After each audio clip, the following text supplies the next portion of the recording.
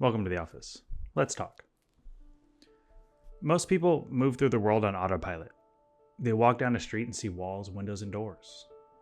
Architects see rhythm, proportion, shadow, and intent. This video isn't about learning how to draw like an architect. That'll be a separate video. This is about learning how to see like an architect. Because once you change how you see things, everything you design and everything you experience changes too. There's a moment that happens early in every designer's life, maybe in school, maybe years later, where your eyes start to adjust. You stop seeing buildings as background and start noticing the decisions behind them. Why this corner curves instead of turns. Why the windows line up here and not there. Why this door feels generous while another feels cheap. It's not about taste, it's about awareness. Once you start noticing these things, you can't turn it off. It becomes a blessing and a curse. You start analyzing restaurant layouts while you're just trying to have dinner. You sketch napkin ideas for a better bus shelter. You walk into a space and immediately start tracing the ceiling grid or finding where the columns just don't line up. And while that can sound exhausting, it is actually a gift because it means the world has started speaking to you in design language. Seeing like an architect isn't passive, it's deliberate. When I walk through a city, I'm constantly studying light, how it moves across a wall at different times of the day, how glass reflections change depending on what's across the street. I look at old brick buildings and notice how weather and time have softened the mortar joints.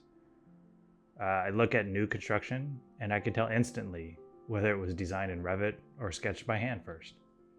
You start building this internal library of textures, colors, proportions, and feelings.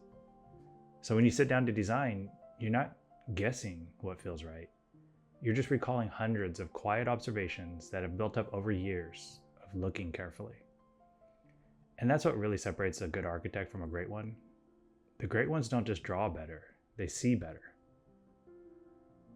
So every building speaks a language. Some shout, some whisper. Some tell you exactly what they are before you even step inside. Think of an old courthouse, heavy stone, symmetrical, raised above the street. It's telling you this place has authority. Now think of a local coffee shop with wood tones, soft lighting, and a big glass door that opens easily. It says, "You're welcome here." Architects learn to read that language.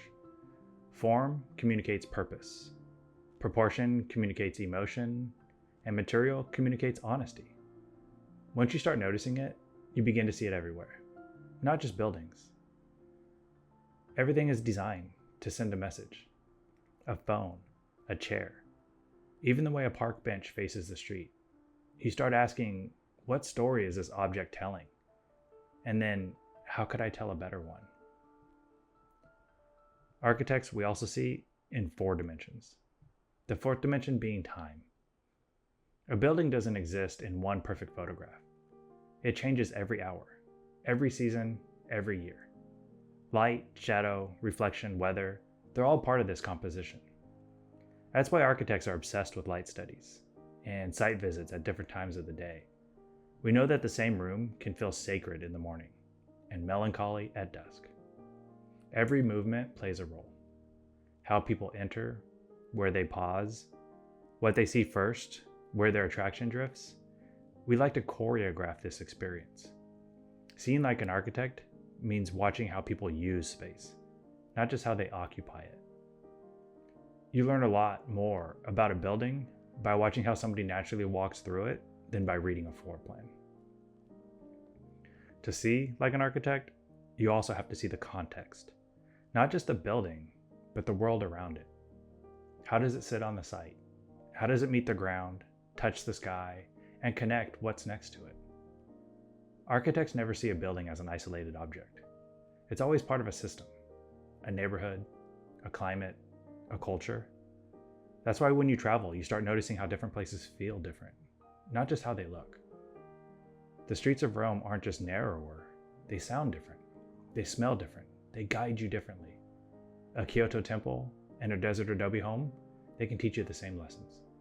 That architecture, it grows from place from the materials, traditions, and light that belong to it. But maybe the most important part of seeing like an architect is empathy. You start noticing how design affects people who aren't designers. You may see an elderly person struggling with a heavy glass door and realize accessibility isn't just a code requirement, it's compassion made visible.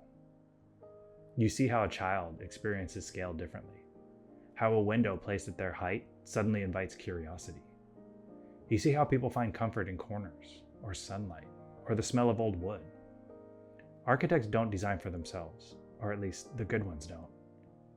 We design for the quiet needs of others.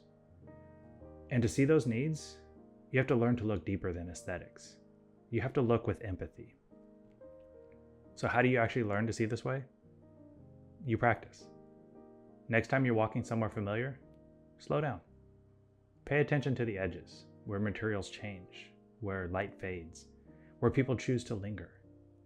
Sketch what you see, not to draw perfectly, but to notice it better. Sketching forces you to observe proportions and relationships you'd otherwise miss. Take photos, but analyze them later. What caught your eye? What made the space feel alive? Try drawing the same scene at different times of the day or in different weather.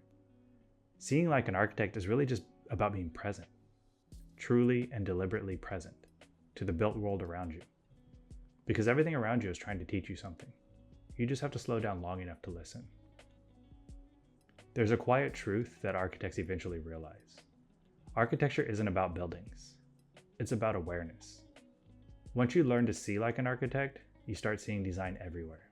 In music, in cities, in nature. You notice how trees' branches distribute load more efficiently than any truss can. You notice how a snail, its shell follows the same geometry as a museum stair. You realize that architecture isn't just made by humans. It's a continuation of the natural order we're already a part of. That's what it means to see like an architect. You don't just design the world, you see how the world designs itself. So next time you walk outside, try this. Look up. Notice the light.